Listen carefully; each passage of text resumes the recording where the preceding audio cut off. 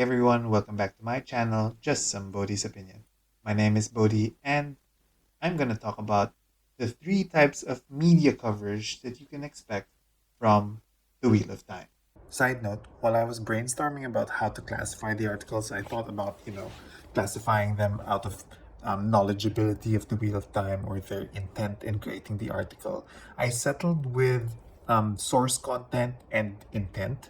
So let's see what you guys think about it. Number one, exclusives. This would be like the Entertainment Weekly article, which had exclusive interviews from Rafe Judkins and exclusive photos that exploded throughout the internet. That was before, the explosion of the teaser trailer. Another one was the Empire article, which unfortunately came out right before Trailer Guide on, and so no one paid much attention to it, but it was actually a pretty good article with lots of nice tidbits from Rafe Judkins. And I had actually read this right before the trailer happened. And one of the great things about this article was actually this quote from Rafe talking about how he wanted to keep the Wheel of Time different from Lord of the Rings. And one of those things was, quote, a much bigger role for the magic wielding Aes Sedai Sisterhood up front, immediately establishing that we're not in Middle Earth here. So that was one of the things that made me think prior to the trailer coming out that, oh, I think it's gonna show a lot of Aes Sedai, which came out true. And finally, one of the best exclusives out there was the Den of Geek article that just came out. And that was such a good article because it was written by someone who knew the books, who really knew the books, who knew the fans of the books. And so going through it, you could see how he was very careful and nuanced in talking about the Wheel of Time. And so he could attract new people and not intimidate them from the immensity of the Wheel of Time. At the same time, he was bringing in the old fans, making sure that he touched upon, issues that fans would have. And actually, that was the very point of his article. The second line in the article was the danger of alienating longtime fans of books with inaccuracies or confusing newcomers with too many details is very real. And you can see a lot of emphasis in the interview on how the adaptation happens. And that was the whole point of the article, how the Wheel of Time adapts into the medium that it's getting into. And what really made me love the article was the writer himself, who has shown to be someone who really knew the books. And I especially like one of the Twitter exchanges that he had with one of the fans, where Sionat19 was saying, nice article, but I can't help but feel the omission of Egwene and Nynaeve as main characters in the ensemble of the article. Egwene in particular is pretty central to the story with a similar rise to Rand. They are referred to as the Emmonsfield Five after all, not just Rand, Matt, Perrin. And Michael R. Replied to that and said, might be TMI, but this particular article is also in our magazine, which had space constraints. So I decided to go with the Taverin and the Aes Sedai for this one. Egwene and Nynaeve are definitely deserving of equal attention. Yes. And that just showed the type of concern Michael R. had in writing the article, which just cements why I love this Den of Geek article. Number two, the followers. And these would be the articles who come after the exclusives, and they'd probably be using the quotations, the snippets from the exclusives.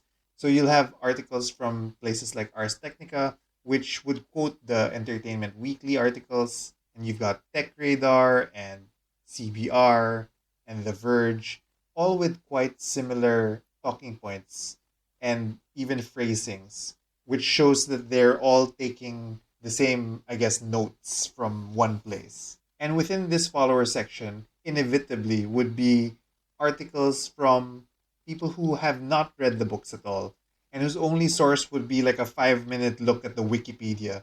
And so we have these listicles for writers who won't even care about checking out the Wikipedia and would just get, snippets of whatever they find. And so ABC News had this article called 25 New and a Few Returning TV Shows to Watch This Fall and Beyond. And so Egwene Alvear, Critter XD from Twitter of Time, found that out, where it said, The Wheel of Time, meant to tide us over until a Lord of the Rings prequel debuts next fall. Blah, blah, blah, blah, blah, blah, blah. And of course, we all exploded on that, especially Egwene Alvear going, meant to tide us over? Please. Hashtag the Wheel of Time is the main event. Thank you very much. So let's get back to the three types of articles.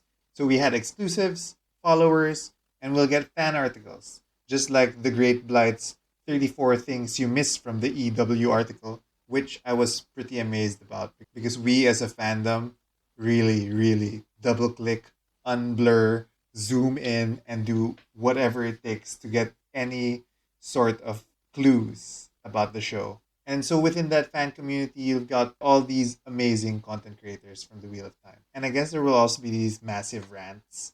Oh my god, Moraine's too tall, Rand's too short, Baron's not bulky enough. Why are they all brown?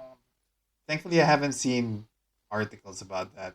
Just, very loud social media. And so those are the three types of media coverage that we should be expecting from the Wheel of Time: exclusives, the followers, the fan articles. Amongst the fan articles, I guess there would be rants. And we should expect the variety of writers that we have. We would have people like Michael R., who are obviously fans themselves, who have care in their writing, who care about the people behind the fandom.